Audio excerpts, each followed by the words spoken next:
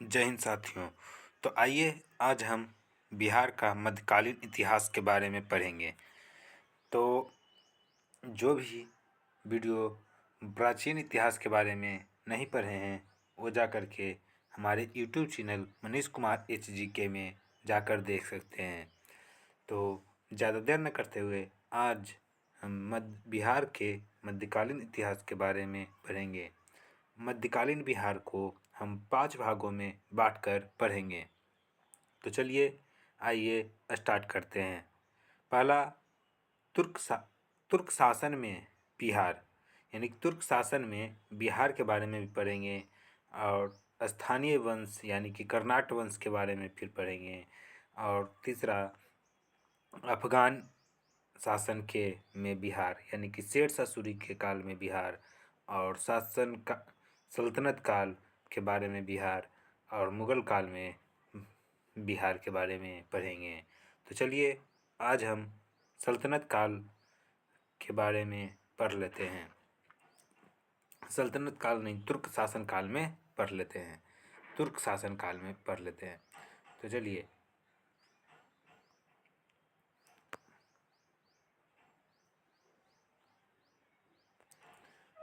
तुर्क शासन में बिहार। बख्तियार खिलजी।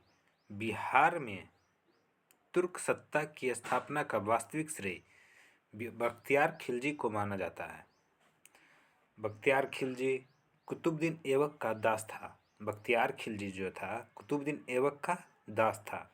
बख्तियार खिलजी के आक्रमण के समय बिहार में छोटे छोटे शासकों का शासन था। उत्तर बिहार में कर्नाट वंश का शासन था। बख्तियार खिलजी की पहली महत्वपूर्ण सफलता उदंतपुरी विश्वविद्यालय यानी कि उदंतपुरी विश्वविद्यालय बिहार शरीफ के गर्भ पर है, जो 1198 ईस्वी में इस पर विजय प्राप्त किया था। बख्तियार खिलजी ने उदंतपुरी के साथ नालंदा विक्रमशिला विश्वविद्यालय को नष्ट कर दिया। इन विश्वविद्यालयों में उसने आग लगवा दिया था, यानी कि उदंतपुरी विश्वविद्यालय, नालंदा विश्वविद्यालय जो कि नालंदा में है, विक्रमशिला विश्वविद्यालय जो कि भागलपुर में है, उसे बख्तियार खिलजी ने आग लगाकर नष्ट कर दिया था। उसने 1203 ईस्वी में बंगाल पर चढ़ाई किया। उस समय सेन वंश की राजधानी हुआ करता था नदिया, यानी कि सेन वंश के शासक लक्ष्मण सेन था। लक्ष्मण सेन ने बिना लड़े डर से भाग गया था।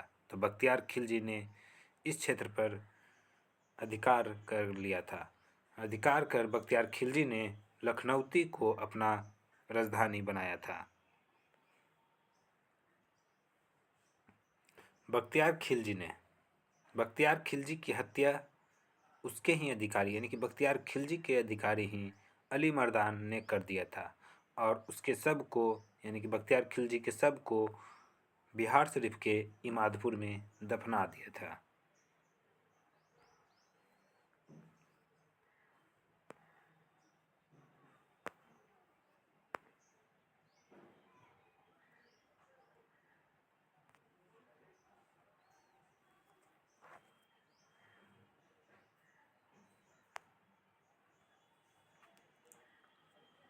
स्थानीय वंश कर्नाट वंश। मिथिला के कर्नाट वंश पाल वंश के पतन के दौर में तिरहुत मिथिला क्षेत्र में कर्नाट वंश का उदय हुआ। कर्नाट वंश के संस्थापक नामदेव थे, यानी कि कर्नाट वंश के संस्थापक नामदेव थे।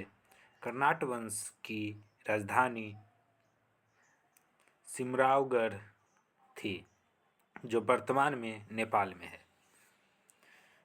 बख्तियार खिलजी के बिहार अभियान के समय कर्नाट वंश नरसिंह देव ने उसे नजराना भेंट देकर सहयोग किया, क्योंकि कर्नाट वंश का सेन वंश से संघर्ष चलता था।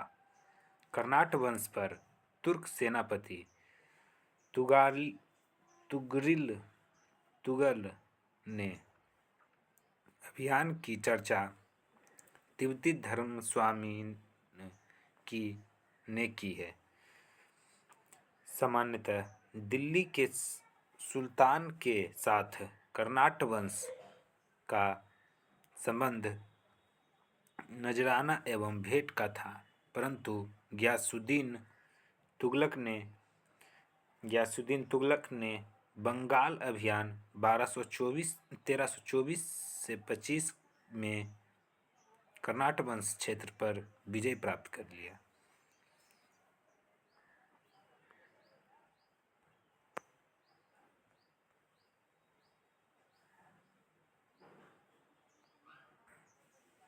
गयासुद्दीन के अभियान के समय कर्नाट वंश का शासक हरि सिंह देव था। हरि सिंह देव 1279 से 1335 ईस्वी तक समाज सुधारक भी था। हरि सिंह इस वंश का अंतिम शासक था। उसने समय पूंजी प्रबंधन का विकास हुआ था। उसके समय में समय का विकास हुआ था। मैथिली भाषा में का विकास कर्नाट वंश के दौरान ही हुआ। मैथिली भाषा का विकास कर्नाट वंश के दौरान ही हुआ। सल्तनत काल में बिहार के बारे में देख लेते हैं।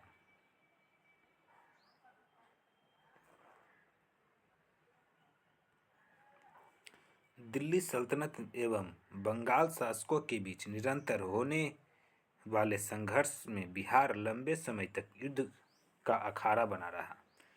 इल्तुतमिश दिल्ली सल्तनत का प्रथम सुल्तान था जिसने बिहार पर अभियान किया।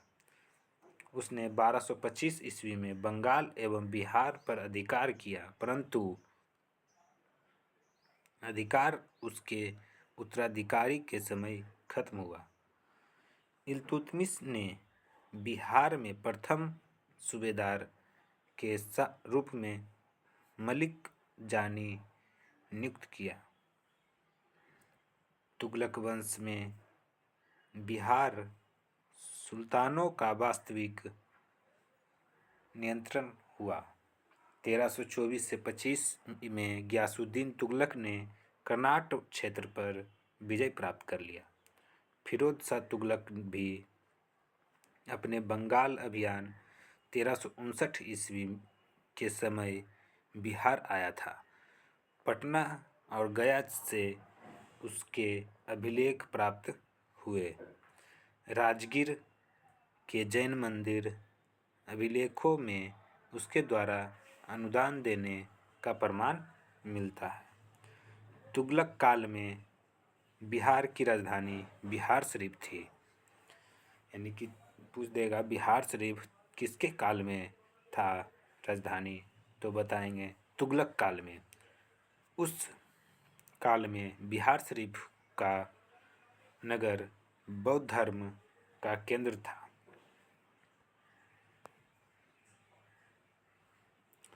तुगलक काल में बिहार के प्रशासकों में सबसे महत्वपूर्ण नाम मलिक इब्राहिम का था, जो मलिक वया कहते थे।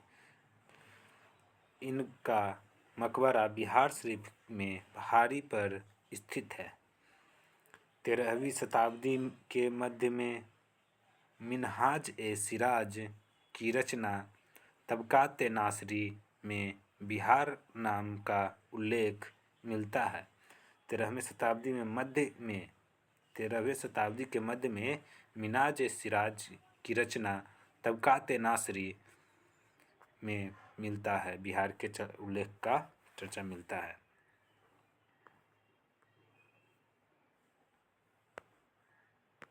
अफगान शासन काल में बिहार के बारे में पढ़ लेते हैं। सिकंदर लोदी ने 1495-96 ईस्वी में दरिया खां नुहानी को बिहार में प्रशासक राज्यपाल नियुक्त किया। इब्राहिम लोदी की मृत्यु के बाद दरिया खां नुहानी का पुत्र बहार खां नुहानी ने स्वतंत्र सत्ता की घोषणा कर दी।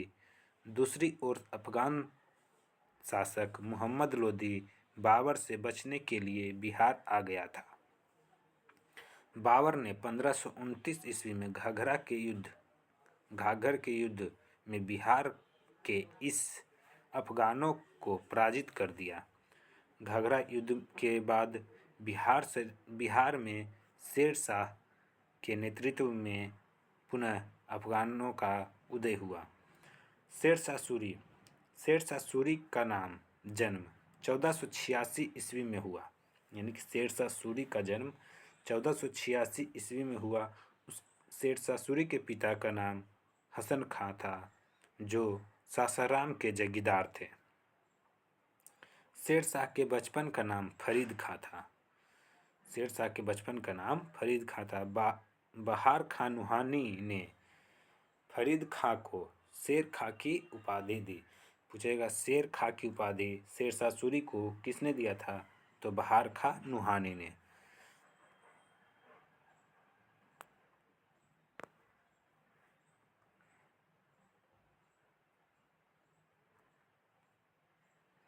शेर खां ने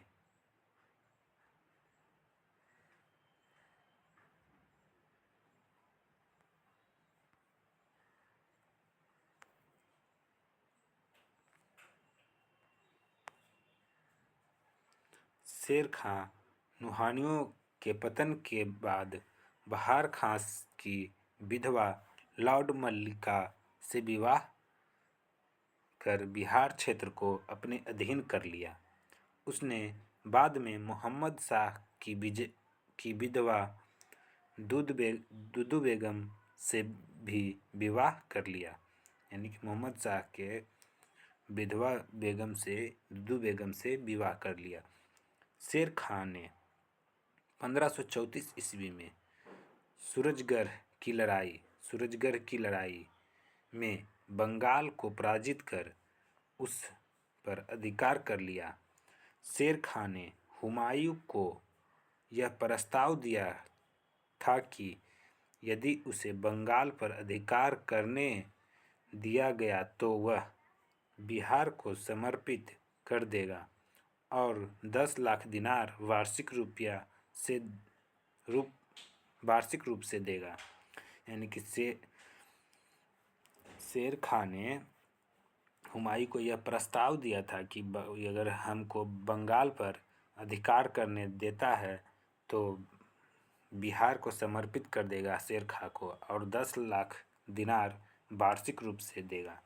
तो 1539 ईस्वी में चौसा युद्ध में बिहार यानी कि हुमायूं को पराजित कर दिया। यानी कि 1539 ईस्वी में चौसा के युद्ध में शेर शाह ने 1539 ईस्वी में हुमायूं को पराजित कर दिया। उसने शेर शाह की उपाधि धारण की। यानी कि पहले नाम था शेर खां, लेकिन जब चौसा के युद्ध हुआ तो हुमायूं को पराजित किया तो उसका नाम शेर शाह की उपाधि पड़ गया।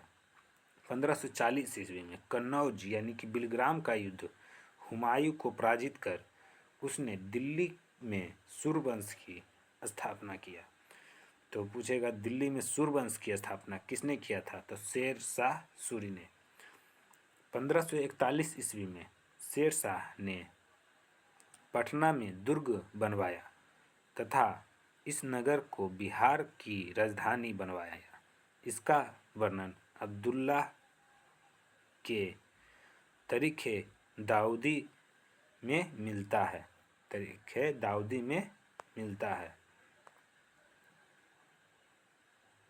शेर शाह ने 1543 में रायसीन 1544 में मारवाड़ विजय किया। 1545 ईस्वी में कालिंजर अभियान में गोला फटने से घायल हो गया और उसकी मृत्यु हो गई। जब कालिंजर युद्ध हो रहा था तो शेर शाह जब बम मारा तो दुर्ग से टकरा करके उसके रथ के पास ही फट गया तो उसी समय उसकी मृत्यु हो गई। शेर शाह ने अपने जीवन काल में ही सासाराम में इंडो इस्लामिक स्थापत्य कला का आधारित मकबरा का निर्माण प्रारंभ करवाया। शेर शाह की मृत्यु के बाद उसके पुत्र इस्लाम शाह ने इसे बनवाया। कृत्रिम झील के मध्य स्थित यह इमारत आकार में अष्टकोणीय है एवं लाल बलुआ पत्थर से निर्मित है। शेर शाह ने बिहार में रोहतास किला भी बनवाया। शेर शाह ने जब्ती प्रणाली चलाया था। जब्ती प्रणाली किसने चलाया था? तो शेर शाह ने जब्ती चलाई, जिसमें भूमि की माप आधार पर लगान निर्धारित किया गया था। बाद में इसे अकबर ने भी अपनाया, यानी कि बाद में जब अकबर शासक बना तो अकबर ने भी अपनाया था। शेर शाह का शासन सुव्यवस्थित शासन प्रणाली में प्रसिद्ध था। उसने संचार व्यवस्था, डाक व्यवस्था, सैन्य व्यवस्था, राजस्व व्यवस्था में व्यापक सुधार किया था। शेर शाह सूरी ने शुद्ध चांदी का रुपया एवं तांबे का दाम प्रचलित करवाया। शेर शाह के बाद उसके पुत्र जलाल खां इस्लाम शाह की उपाधि के साथ गद्दी पर बैठा। बाद में सूरवंश 3 भागों में बट गया। 1555 ईस्वी में मच्छीबार एवं सरहिंद के युद्ध में हुमायूं ने सिकंदर सूरी को पराजित कर सूरवंश का अंत कर दिया। यानी कि फिर जब हुमायूं आया तो उसके पुत्र यानी कि शेर शाह के पुत्र के सिकंदर सूर को पराजित करके सूरवंश का नाम निशान मिटा दिया।